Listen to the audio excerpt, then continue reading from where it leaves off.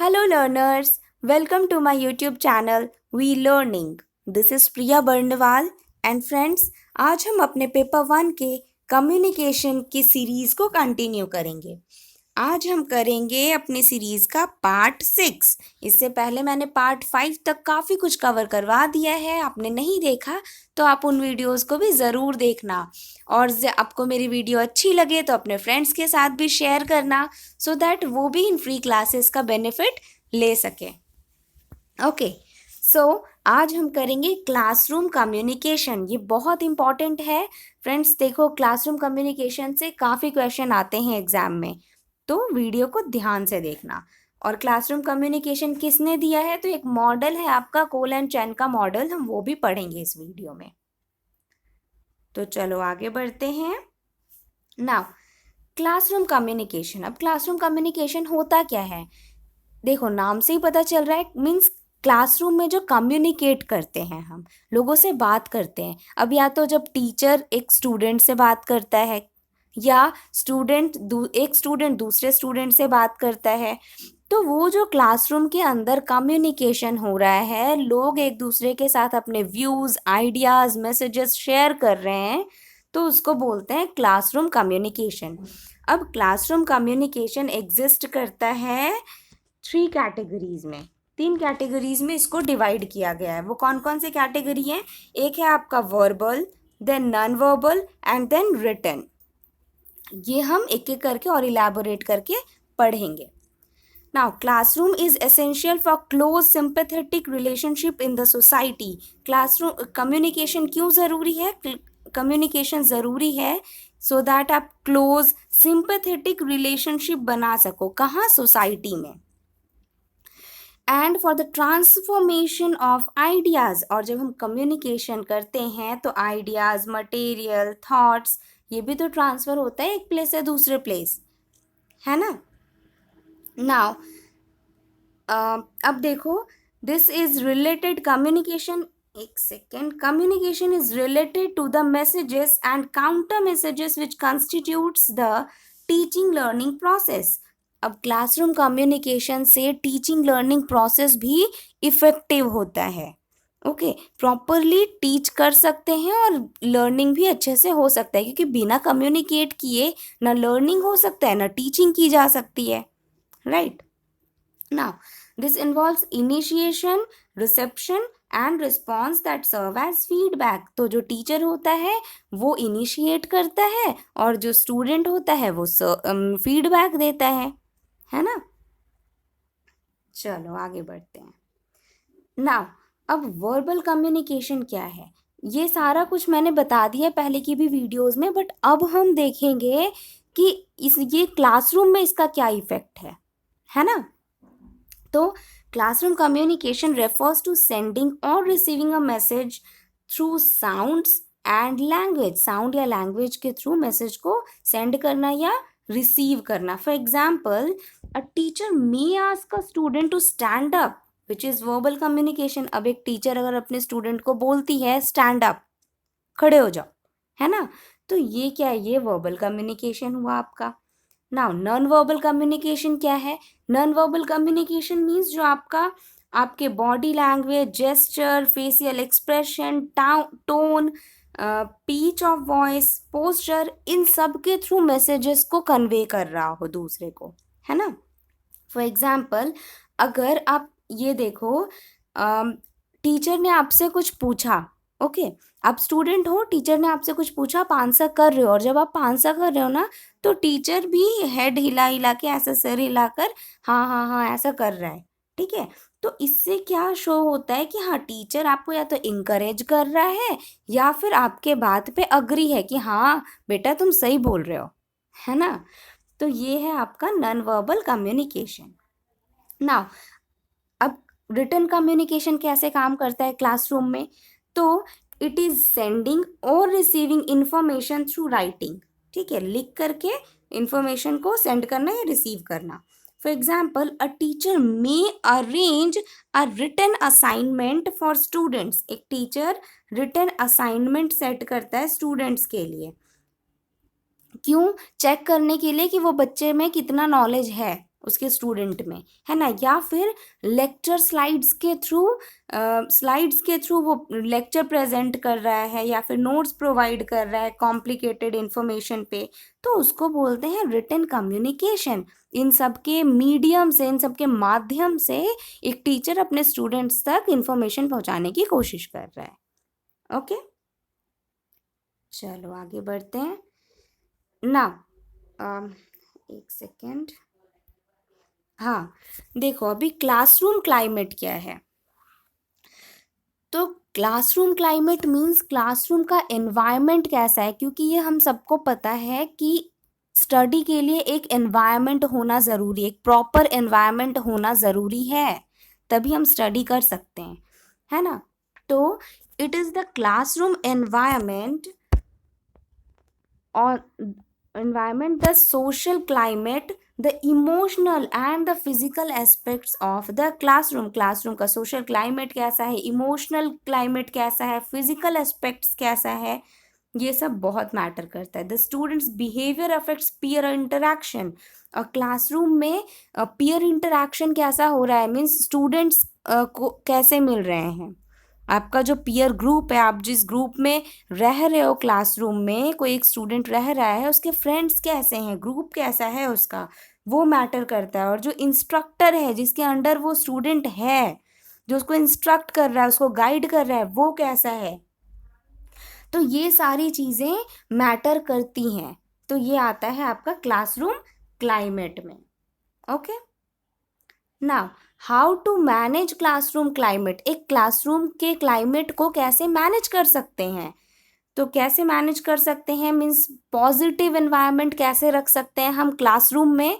इससे क्वेश्चन आया है लास्ट ईयर भी, तो ये अच्छे से सुनना समझना। तो कैसे हम रख सकते हैं पॉजिटिव एनवायरनमेंट में, bye incorporating diversity into the course.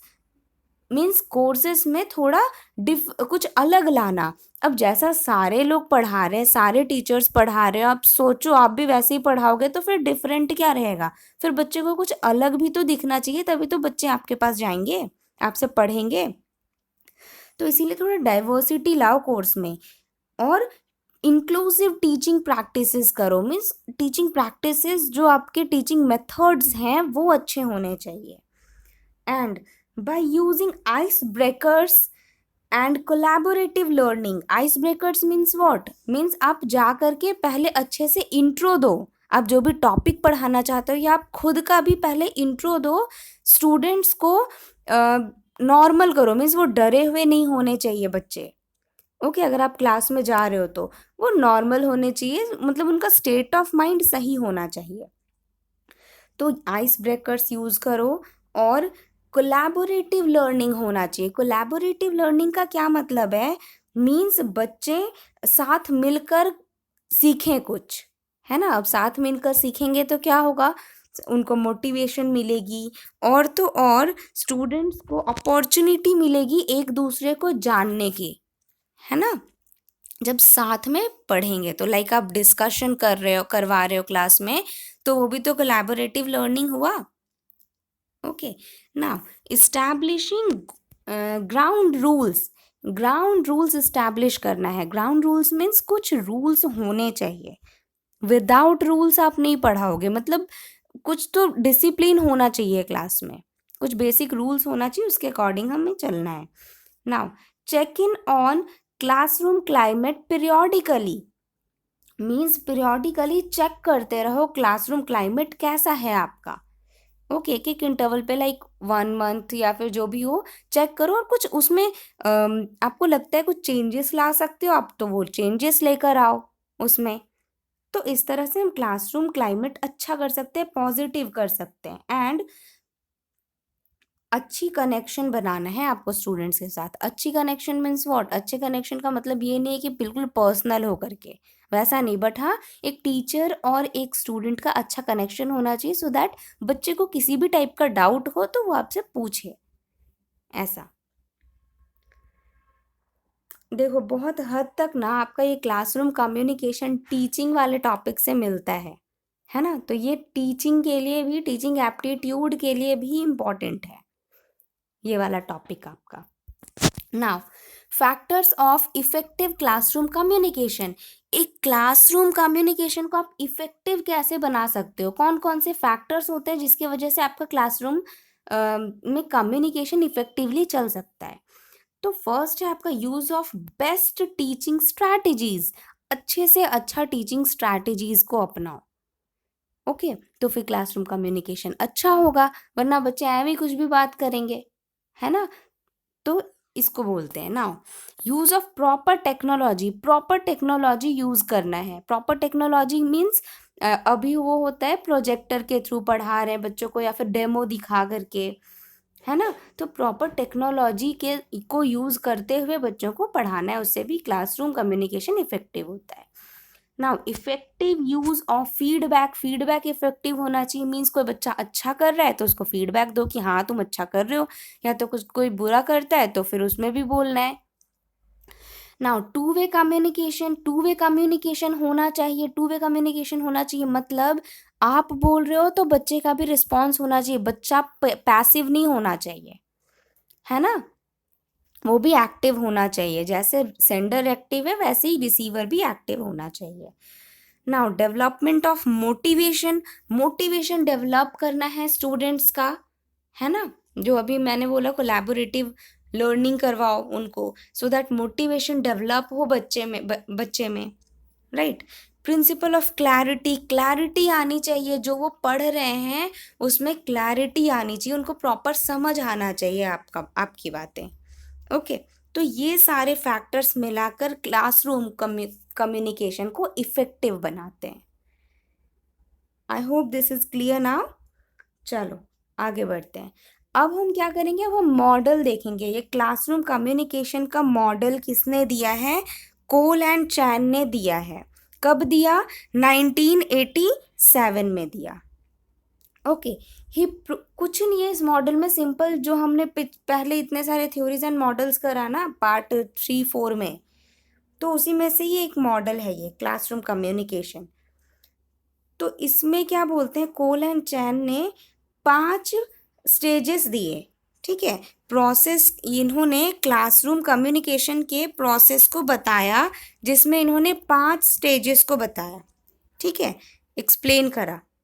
Ultimately बोलना भी है कि टीचर्स मैसेज देता है, फिर स्टूडेंट तक गया और स्टूडेंट फीडबैक देगा, बोलना वही है, लेकिन ये इन्होंने अपने तरीके से ये 5 चीज़ों को समझाया। चलो समझते हैं इन 5 में है क्या। तो फर्स्ट स्टेज है आपका, फर्स्ट प्रोसेस का फर्स्ट स्टेज क्या है, फॉर्मुलेशन ऑफ मैसेजेस को की फॉर्मुलेशन मीन्स कैसे फॉर्म हो रहा है मैसेज, कहाँ, क्लासरूम में। तो कम्युनिकेटर लाइक आपका जो टीचर है या सेंडर है, क्योंकि हम ये और या आपका इनकोडर है ना, उसके प्रोस्पेक्ट से देखेंगे। अब देखो, अब हम क्लासरूम में देख रहे हैं ना कि क्लासरूम में कैसे कम्युनिकेशन होगा, तो कोल एंड चेन ने उसी के अकॉर्डिंग बताया है, तो हम उसी तरह से समझने की कोशिश करेंगे। तो कम्युनिकेटर मतलब कौन, teacher is the one who initiates the communication process. Teacher है जो इनिशिएट करता है कम्युनिकेशन प्रोसेस को। अब टीचर आए क्लास में और वो फिर कम्युनिकेशन प्रोसेस को स्टार्ट करेंगे। Teachers conceptualize ideas to be conveyed to students by arranging them in coherent and meaningful sequence। मतलब क्या है, टीचर्स कंसेप्चुअलाइज करेगा आइडियाज़ को, मीन्स आइडिया को इस तरह से बच्चे के सामने रखना है, अब इस तरह से मैसेजेस को फॉर्म करना है, इस तरह का शेप देना है, सो दैट बच्चे प्रॉपर मीनिंग समझ सके। जो आप बताना चाह रहे हो ना, बच्चे उस चीज़ को समझ सके, वो होता है आपका formulation of message. Now message encoding. अब मैसेज इनकोडिंग क्या है, तो देखो, encoding means converting an idea into a form that can be transmitted to receivers और द लर्नर्स। इनकोडिंग का मतलब क्या है, अपने आइडियाज़ को इस तरह से ट्रांसमिट करना सो दैट लर्नर्स उसको समझ सके, है ना। Teachers encode their ideas in different ways according to various curricula और स्टूडेंट्स। टीचर्स किस तरह से अपने आइडियाज़ को इनकोड करते हैं, उसी तरीके से जिस तरीके से आप जो परफेक्ट हो आपके स्टूडेंट के लिए, है ना। मेरे स्टूडेंट के लिए जो परफेक्ट होगा, जिस तरह से वो समझ सकते हैं इजी लैंग्वेज में या जो भी डायग्राम्स के थ्रू, तो उसी तरह से मैं ट्राई करूँगी कि मैं उसी मेथड को यूज़ करके अपनी बातों को स्टूडेंट तक पहुँचाने की कोशिश करूँ। It is the teacher's responsibility to use appropriate symbolic forms for each subject and to teach students to use this form. अब टीचर की रिस्पॉन्सिबिलिटी होती है कि वो अप्रोप्रिएट सिंबॉलिक फॉर्म यूज़ करे, मतलब जो वो सिंबल यूज़ कर रहा है ना वो अप्रोप्रिएट हो हर एक सब्जेक्ट के लिए, हर एक स्टूडेंट्स के लिए। ओके, नाउ अब देखो नेक्स्ट स्टेज क्या है। तो नेक्स्ट स्टेज है आपका मैसेज ट्रांसमिशन। मैसेज को ट्रांसमिट करना है, तो कैसे ट्रांसमिट करना है, तो मैसेज हम एक अप्रोप्रिएट चैनल के थ्रू ही ट्रांसमिट करते हैं। मतलब एक मीडियम होना चाहिए बीच में, सेंडर और रिसीवर के बीच में एक मीडियम होता है जिसके थ्रू हम मैसेज ट्रांसफर करते हैं, right. Now, the teachers are usually able to use more than one channel for the presentation of their messages. अब टीचर क्या करते हैं, टीचर एक प्रॉपर चैनल या तरीका यूज़ करते हैं जिसके थ्रू वो प्रेजेंट कर सके अपने मैसेजेस को रिसीवर तक पहुंचा सके, है ना। जैसे एक एग्जाम्पल ले लो, a teacher may use a film और फिजिकल डिमॉन्स्ट्रेशन और projector to convey the same idea. एक ही सेम आइडिया को लोगों तक पहुंचाने का अलग अलग तरीका होता है। तो आप किस मीडियम के थ्रू पहुंचाना चाह रहे हो, टीचर क्या चाहता है, किस मीडियम के थ्रू स्टूडेंट के तक जाए मैसेज, तो वही मेथड यूज़ करेगा जो टीचर को जो स्टूडेंट को अच्छे से समझ में आ रहा है ना। तो या तो वो फिल्म यूज़ कर रहा है, फिल्म से, या फिर फिजिकल कोई भी डेमो दिखा करके, या वो प्रोजेक्टर होता है लाइट वाला उसके थ्रू, है ना। तो ये सारे तरीके हैं मैसेज को ट्रांसमिट करने के। Now message decoding and interpretation. Message को कैसे डिकोड करना है। अब यहाँ डिकोडिंग वाला काम किसका है, ये है रिसीवर का काम, है ना। मतलब लर्नर का काम है ये, कि वो मैसेज को कैसे डिकोड करता है, मैसेज को कैसे समझता है, इंटरप्रेट करता है। Decoding is the process of turning communication into thoughts. Decoding क्या है, डिकोडिंग मीन्स किस तरह से कम्युनिकेशन को हम अपने थॉट्स में, अपने विचारों में बदलते हैं, ठीक है। In classroom it is the decoder means students, वो स्टूडेंट ही होता है जो एक्टिवली इंगेज होता है मीनिंग निकालने में। जो भी टीचर बोल रहे हैं तो हम एक्टिवली अगर सुनेंगे तभी ना बातों को समझ पाएंगे। अब आप मुझे सुन रहे हो और ध्यान है कहीं और, घर अच्छा स्मेल आ रहा है, टेस्टी टेस्टी खाना बन रहा है घर में, आपका उधर ही ध्यान है, तो फिर कोई फ़ायदा नहीं है। तो मैसेज को डिकोड करना मतलब एक्टिवली सुनना, ठीक है। और किस तरह से सुनते हैं, कोई भी जो डिकोड करता है ना मैसेज को, तो वो डिकोड करता है अपने प्रायर नॉलेज के बेसिस पे, उसका जो पिछला नॉलेज है उसके बेसिस पे वो डिकोडिंग कर रहा होता है किसी भी मैसेज को।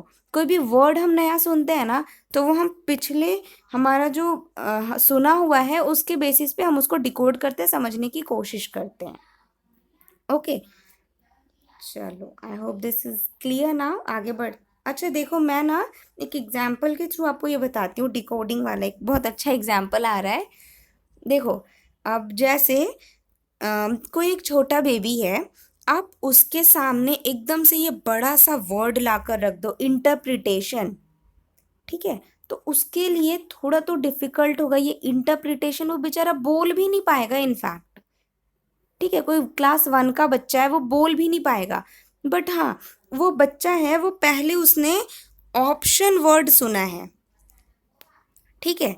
तो अब जब उसने ऑप्शन वर्ड सुना है तो ये TION, इसको क्या बोलते हैं, इसको हम जनरली शन बोलते हैं ना, ऑप्शन, ये शन बोलते हैं इसको, शन TION को।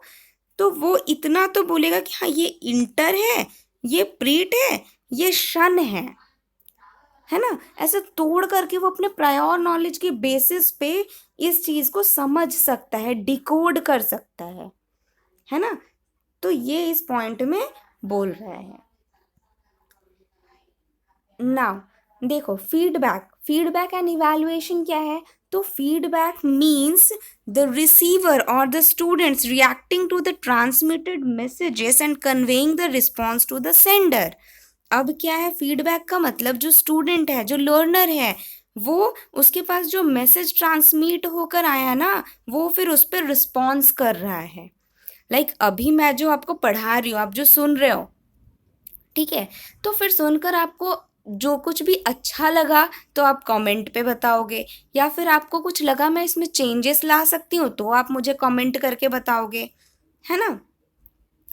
तो ये होता है फीडबैक देना। या फिर जब मैं आपके टेस्ट लेती हूँ, तो फिर आपको अगर उसमें कुछ लगता है मुझे कि नहीं, मुझे बताना चाहिए ये इस चीज़ में वीक है, तो फिर मैं बताती हूँ, है ना। तो फिर मैं अपने तरफ से फीडबैक दे रही हूँ। तो ये होता है आपका फीडबैक। एंड इवैल्यूएट करना, समझना कि it provides N opportunity to evaluate what is wrong or right about a particular communication।